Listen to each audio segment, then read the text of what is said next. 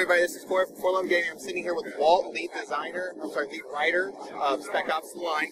So, first, can you just tell me about the story of the game? Because it seems like there's something going on behind just a shooter. Well, the story of Spec Ops: The Line is on the top level. The city of Dubai has come under attack from apocalyptic sandstorms, and in an attempt to evacuate the people, Colonel John Conrad, commander of the damn 33rd, went in to aid in the evacuation. Unfortunately, as they were getting these people out of the city, it was hit by a larger sandstorm, and everyone was presumed dead. About 6 months later, distress signal kind of gets its way out through the storms and is picked up by the Department of Defense. And so you were sent in. Captain Martin Walker is the head of just a 3-man recon team.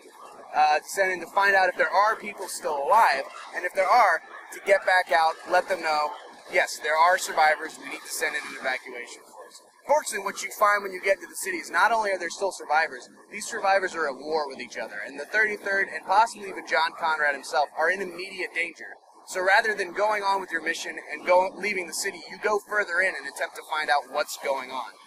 Now, as you said, a little more than being a shooter, what we were looking to do with Spec Ops was to make a game, a military shooter that brought more to the genre than just the action and the combat. We wanted to do with it a lot like what films of the 70s and the 80s, military films, did, getting a bit more into the emotional reality of what it means to be in combat. This is a more darker, this is a more gritty kind of a narrative than you've seen in a military shooter before.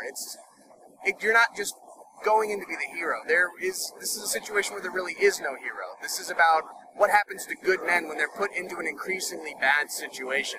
And what are you willing to personally sacrifice to complete the mission, to save other people, or just to get out alive? Sounds pretty interesting. Moving on to the game, this is an Unreal Engine 3 game, correct? Correct. Okay. Have you guys worked with Unreal before? Is this your first time? Well, with Jaeger, this is, I believe, yes, this is the first Unreal 3 engine game that they've put out. I believe it's slightly modified to do things that Unreal games usually look very kind of dark, but this has a nice, bright feel. So.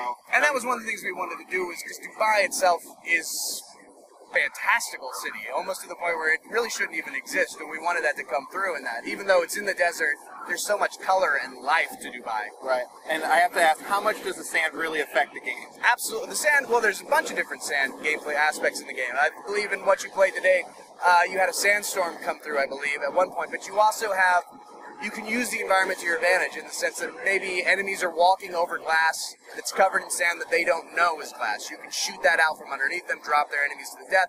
You can shoot sand vents open to drop and create blinding.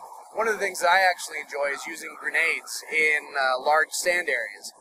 You'll be able to kill with the enemies that are closest to the grenade the most, but it blows up a large sand crowd that creates a blinding effect on a much broader scale to get the rest of the enemies that aren't within the range of that grenade. So now you've, killed some of your enemies and left the others open for a quick come-in attack.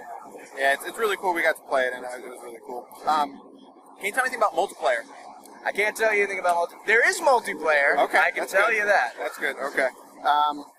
One thing I also noticed, it definitely looks like you're pushing for I don't want to say a realistic feel, but a mature feel. Is that something you guys had in mind? Absolutely.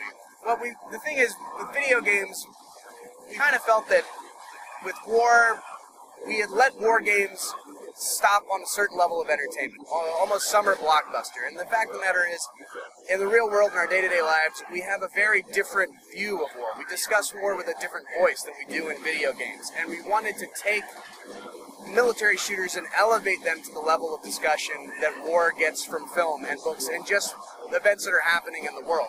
This is meant to be a game that makes you think about what you're actually doing when you pull the trigger on a controller and your character pulls the trigger in the game world. We wanted to just stop looking at it as entertainment and actually look at it as what it is. War is a horrible thing on both sides of a conflict, whether you support a conflict or not. It is something that people spend their lives doing to protect the countries that they live in, and we wanted to embrace that and accept that instead of just see it as something to sit down and just gloss over as entertainment. Definitely. So, definitely looking forward to it. I appreciate you taking the time. Thank you very much. This is Corey signing off, and when can we get our hands on Spec Ops? June 26th. June 26th. 360, PS3, and PC. All right, go pre-order it.